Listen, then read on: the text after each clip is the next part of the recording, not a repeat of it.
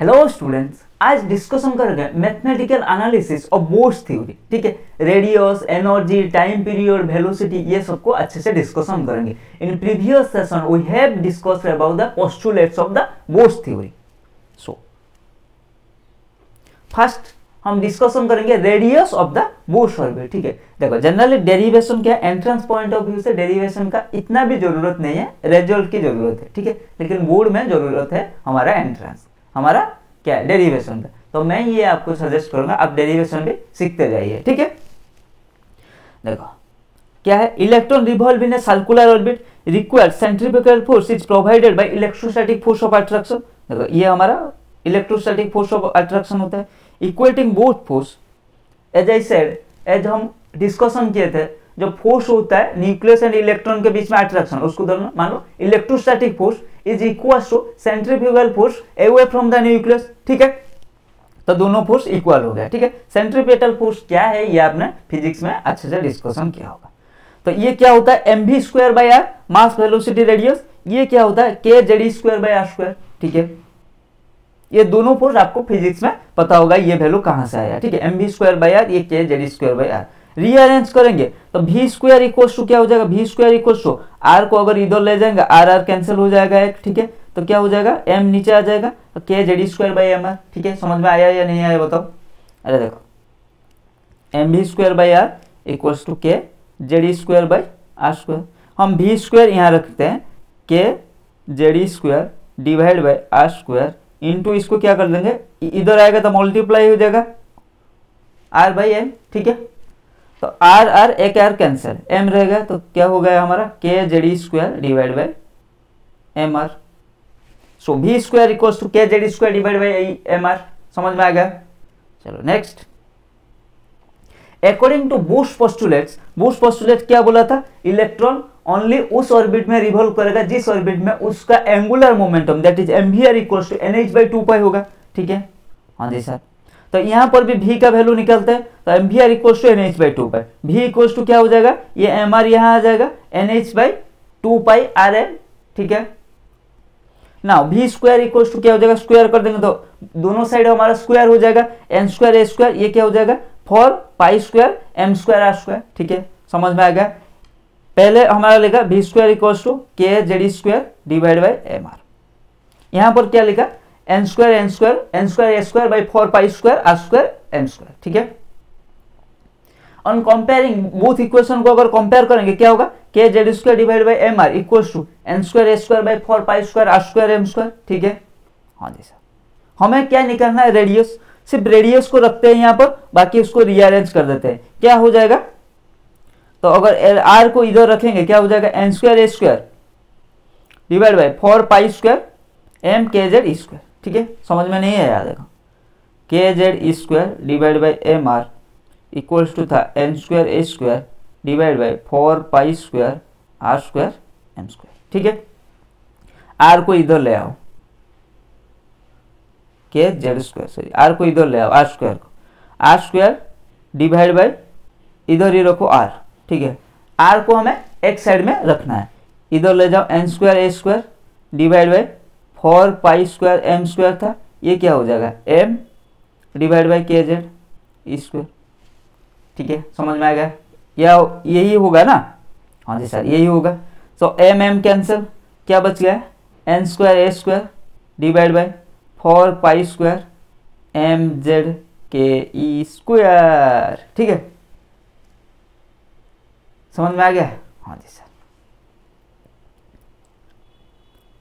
So putting the value of this constant, ये क्या है n रहेगा, h है प्लैंक्स कांस्टेंट, पाई का वैल्यू पता है। ठीक है, ये सबका वैल्यू जब हम पुट करेंगे हमें क्या मिलेगा, और e स्क्वायर क्या है, चार्ज ऑफ इलेक्ट्रॉन। ठीक है, तो radius equals to 0.529 n square by Z, इसको याद रखना। जब सब कांस्टेंट वैल्यू पुट करेंगे हमें क्या मिलेगा, rn equals to 0.529 n square by Z. Unit क्या रहेगा, एंगस्ट्रॉम में। rn equals to radius of nth orbit, n equals to क्या है, एनर्जी लेवल, z क्या है हमारा एटॉमिक नंबर। यहाँ पता चल रहा है ना क्या क्या है, कौन सा क्या है, z एटॉमिक नंबर, m मास। ठीक है, e mass of electron, e charge of electron, h हमारा प्लैंक्स कांस्टेंट, ठीक है। तो ये सबका कांस्टेंट हम पुट कर देंगे तो हमें मिल जाएगा 0.529 N square by Z angstrom. So radius क्या हुआ फिर, रेडियस हम इसको लिख सकते हैं, radius R N directly proportional to N square and R N inversely proportional to 1 by Z, R N inversely proportional to Z and R N directly proportional to N square. ये याद रखना by 0.529 N square by Z angstrom, ठीक है। और क्या हुआ था फिर, रेडियस हमारा directly proportional to N square, radius हमारा इनवर्सली प्रोपोर्शनल टू जेड, ये है एटॉमिक नंबर, ये है हमारा एनर्जी NH सेल, ठीक है। तो ये था हमारा रेडियस के बारे में। अब देखते हैं calculation of velocity of an electron in Bohr orbit. देखो angular momentum of electron revolving nth orbit क्या था, mvr equals to nh by 2 pi, ठीक है। v इक्वल्स टू हम क्या लिख सकते हैं, nh बाई 2 पाई आर है, r इक्वल्स टू हमें क्या पता है, n square a square by 2 pi square m के जेड स्क्वायर, डिस्कशन किया। तो r का वैल्यू पुट कर देंगे, क्या आ जाएगा, पुटिंग द वैल्यू, r का वैल्यू पुट कर दिया, ठीक है। तो v इक्वल्स टू क्या आ जाएगा, 2 pi K Z square by nh, देखो m कैंसिल हो जाएगा, ठीक है। एक पाई कैंसिल, ये 2, ठीक है। तो यहाँ पे 2 पाई बच गया, ठीक है। ये NH मतलब और एक NH बच गया, तो क्या रहेगा 2 pi K Z E square divide by NH, v equals to 2 pi K Z E square by NH। So putting the value of constant we get v velocity of electron in nth ऑर्बिट equals to 2.18 into 10 to the power 6 divide by z by n, ठीक है। तो यहाँ पर velocity क्या है, velocity directly proportional to atomic number, inversely proportional to n, ठीक है, एनर्जी ऑर्बिट। तो vn directly proportional to z and vn हमारा इनवर्सली प्रोपोर्शनल टू n, ठीक है। Now time period of revolution of electron in its orbit. देखो result याद रखो, ठीक है, चाहे आप डेरिवेशन भूल जाओ लेकिन एंट्रेंस के लिए रिजल्ट याद रखो, कौन कहाँ कैसे प्रोपोर्शनलिटी हो रहा है, ठीक है। एनर्जी हमारा किसको प्रोपोर्शनल है, हमारा सॉरी रेडियस, एनर्जी डिस्कशन नहीं किया, रेडियस हमारा किसको प्रोपोर्शनल है, वेलोसिटी हमारा किसको प्रोपोर्शनल है। अब आया टाइम पीरियड क्या है, circumference divide by velocity. Circumference एक सर्कुलर सर्किल में क्या होता है, 2 pi R and 2 pi R divide by v, ठीक है। ये n मतलब nth ऑर्बिट, ठीक है, 2 pi R N divide by v है। तो t क्या हो जाएगा, t हमारा 1.5 into 10 to the minus 16 N cube by Z square. v का वैल्यू पुट करेंगे, r का वैल्यू पुट करेंगे, सबको सॉल्व करेंगे तो ये आएगा, ठीक है। देख लो कितना बड़ा हो जाएगा, जरूरत नहीं है, हमें ये चाहिए। तो हमारा time period directly proportional to N cube, inversely proportional to Z square, ठीक है। देखो यहाँ पर ऑलरेडी हमें time period directly proportional to N cube and inversely proportional to हमारा जेड स्क्वायर, ठीक है। एक बार देख लो। Now let's move. Frequency of revolution of an electron क्या होता है, 1 by time period, 1 by T. तो टाइम पीरियड तो vn by 2 pi R N, ठीक है। सो इसका वैल्यू जब निकालेंगे क्या आ जाएगा, putting the value f equals to क्या हो जाएगा 6.6 into 10 to the power 15 Z square by N cube. तो f हमारा क्या हो जाएगा, f directly proportional to Z square, inversely proportional to N cube. तो ये दोनों वैल्यू आपको याद रखना है, ठीक है। लास्ट 2 वैल्यू आपको याद रखना है, देख लो एक बार।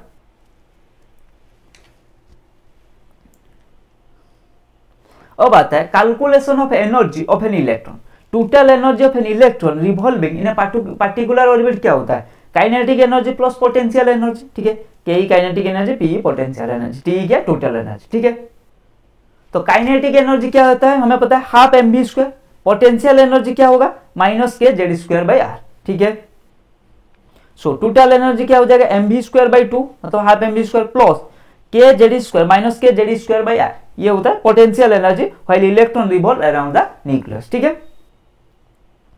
सो हमें पता है centripetal force equals to electrostatic force, तो mv square by R equals to K Z square by R. So kinetic energy equals to हम लिख सकते हैं mv square by 2 equals to क्या लिख सकते हैं, के जेड स्क्वायर। देखो mv square by R equals to इतना है, तो mv स्क्वायर इक्वल्स टू कितना होगा, K Z E square by R. देखो mv स्क्वायर इक्वल्स टू क्या हो जाएगा, K Z E square by R, ठीक है। तो mv स्क्वायर बाई 2 क्या हो जाएगा, K Z E square by 2 R. समझ में आया या नहीं आया, हाँ जी सर, देख लो एक बार, ठीक है। Let's move.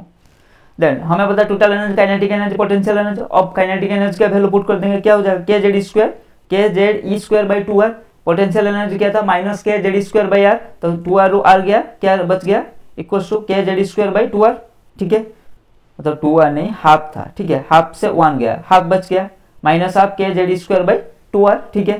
तो टोटल एनर्जी इक्वल टू क्या हो गया minus kinetic energy equal to क्या हुआ half into potential energy. Potential energy क्या था minus K Z square by R, ये था पोटेंशियल एनर्जी, ठीक है। काइनेटिक एनर्जी हमने क्या निकला, काइनेटिक एनर्जी के जेड स्क्वायर बाई 2r, ठीक है, ये निकल गया। तो हमारा टोटल एनर्जी क्या निकल गया minus K Z square by 2r। सो अब क्या हो जाएगा total energy equal to minus kinetic energy, हाँ जी sir, equal to half into potential energy, ठीक है। Now total energy equal to K Z square by are.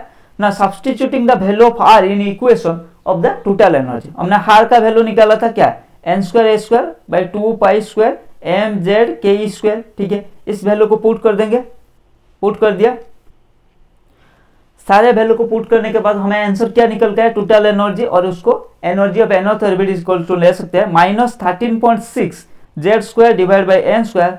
हमारा यूनिट क्या है electron volt per atom, Z square divide by N square. तो हमारा energy directly proportional to Z square, inversely proportional to 1 by N square. तो energy हमारा क्या होता है minus Z square proportional to minus Z square by N square. तो अगर Z increase करेगा, देखो माइनस वैल्यू है, ये कंफ्यूज मत होना sir, energy directly proportional to Z square था, फिर तो जेड इंक्रीज करता तो एनर्जी भी इंक्रीज करता। अरे बेटा ये क्या है माइनस में, माइनस है यहाँ पर, तो जेड इंक्रीज करेगा तो एनर्जी डिक्रीज करेगा, ठीक है। मतलब यहाँ पर क्या होगा energy inversely proportional to Z square, क्योंकि यहाँ पर माइनस साइन है, ठीक है। एंड मैंने डायरेक्टली बोल दिया था क्या, सॉरी डायरेक्टली नहीं होगा क्योंकि माइनस साइन है, अगर माइनस साइन नहीं होता तो डायरेक्टली होता, ठीक है। माइनस साइन नहीं होता तो डायरेक्टली होता, माइनस साइन है तो ये इनवर्सली होगा। तो ये एनर्जी क्या होगा डायरेक्टली एन स्क्वायर होगा, एन इंक्रीज करेगा एनर्जी इंक्रीज करेगा, जेड इंक्रीज करेगा एनर्जी डिक्रीज करेगा, ये इसको ध्यान से देखना, ठीक है। अगर मैंने बोल दिया तो डायरेक्टली प्रोपोर्शनल जेड के साथ, सॉरी, ठीक है, गलती हो गया भाई, इंसान है, हमसे भी गलती होती है, ठीक है, लेकिन तुरंत ही उसको रेक्टिफाई भी कर लिया, ठीक है। देख लो,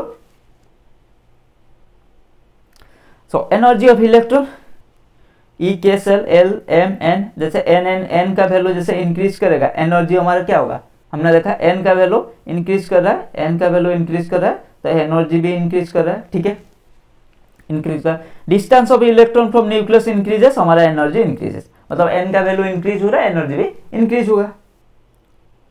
देखो energy of electron different different हमारा यूनिट में, ये सबसे इंपॉर्टेंट है ये वाला, ठीक है। नीट के लिए इतना ये सब याद रखने की कोई जरूरत नहीं है, जेई नीट के लिए ये इतना ही काफी है, जेई वालों थोड़ा याद रख लो, ठीक है।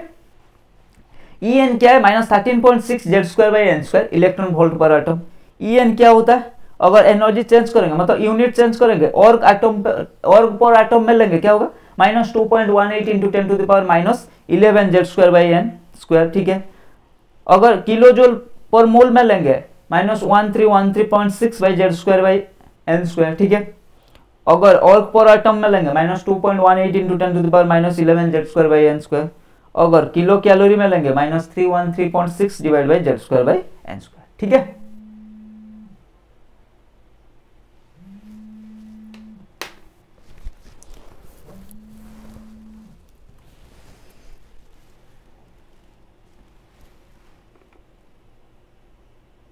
Now energy of an electron at n equals to infinity अगर होगा total energy 0, potential energy 0 and kinetic energy भी 0 होगा, ठीक है। नाउ डेल्टा E क्या होगा En2 माइनस भाई, ठीक है, सॉरी यहाँ पर माइनस En1, ठीक है, मतलब energy of higher minus energy of lower, ठीक है। तो इसको लेंगे अगर माइनस 13.6 डिवाइड बाई जेन, ये हमें इलेक्ट्रॉन वोल्ट पर एटम है, जनरली हम electron volt per atom unit में लेते हैं, ठीक है। Minus 13.6 Z square by N two square, minus क्या हो जाएगा माइनस, यहाँ पर माइनस है, ठीक है, minus 13.6 Z square by N one square, ठीक है। सो डेल्टा ई क्या हो जाएगा माइनस 13.6 इंटू जेड स्क्वायर, अगर कॉमन ले लेंगे ये क्या हो जाएगा हमारा 1 by N one square minus 1 by N two square, ठीक है। इलेक्ट्रॉन वोल्ट पर एटम, अगर उसको चेंज करेंगे यूनिट तो क्या हो जाएगा हमारा 2.18 into 10 to the power minus 18 Z square 1/n1² minus 1/n2² by joule per atom. देखो लेकिन सबसे इंपॉर्टेंट क्या है, इसको याद रखना, इलेक्ट्रॉन वोल्ट पर एटम। ठीक है, तो डेल्टा ई इक्वल्स टू, ये बहुत बार क्वेश्चन में आता है, 13.6 जेड स्क्वायर हमारा क्या हो जाएगा 1/n1² माइनस 1/n2²। ठीक है, क्योंकि देखो यहाँ पर माइनस है, माइनस माइनस प्लस हो जाएगा, तो 1/n² प्लस हो जाएगा, ये 1/n2² क्या हो जाएगा हमारा माइनस हो जाएगा। ठीक है, तो इसको याद रखना। एनर्जी लेवल डायग्राम देखिए, ये ग्राउंड स्टेट, जैसे जैसे हमारा n इंक्रीज करते गया एनर्जी इंक्रीज करते गया, n इंफिनिटी का एनर्जी हमारा 0 हो जाएगा। ठीक है, देखो ये ग्राउंड स्टेट, एनर्जी क्या है -13.6 इलेक्ट्रॉन वोल्ट। E2 ये हाइड्रोजन के लिए लिया है। ठीक है, हाइड्रोजन के लिए, तो -13.6 हमारा क्या था Z² डिवाइड बाई n। ठीक है, तो Z क्या है, Z1 हो गया, अरे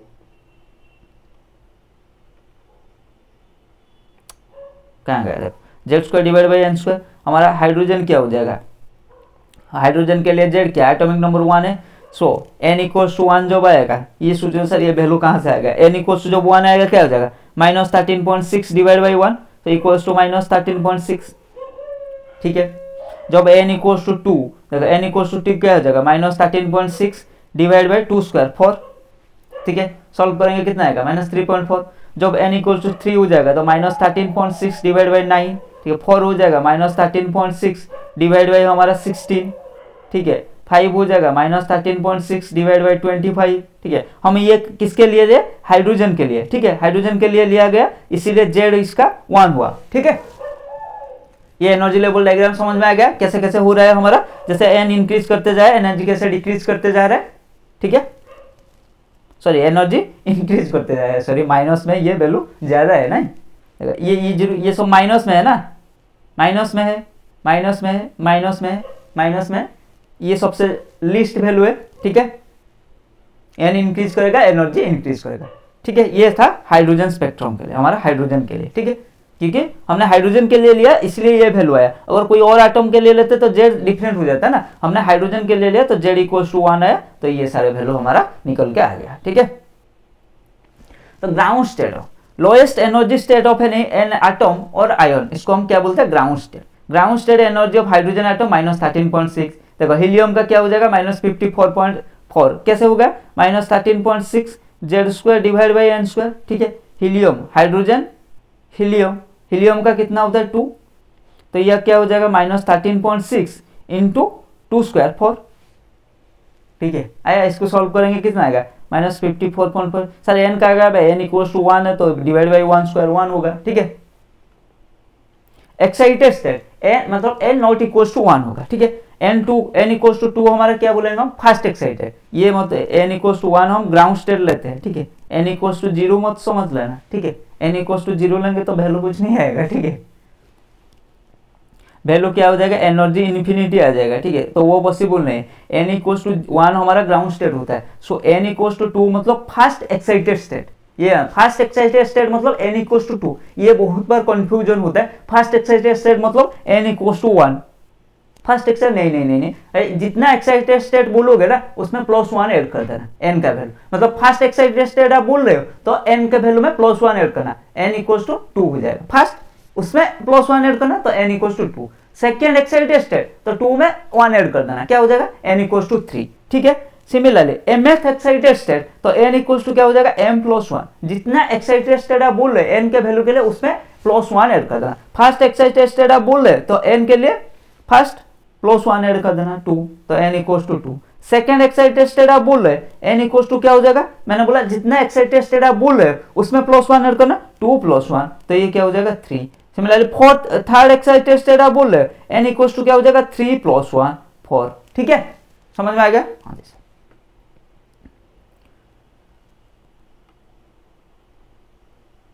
सो आज के लिए इतना ही। नेक्स्ट क्लास में हम डिस्कशन करेंगे एनर्जी रिलेटेड, कुछ आयोनाइजेशन एनर्जी, बाइंडिंग एनर्जी, ये डिस्कशन करेंगे। So keep learning, keep growing.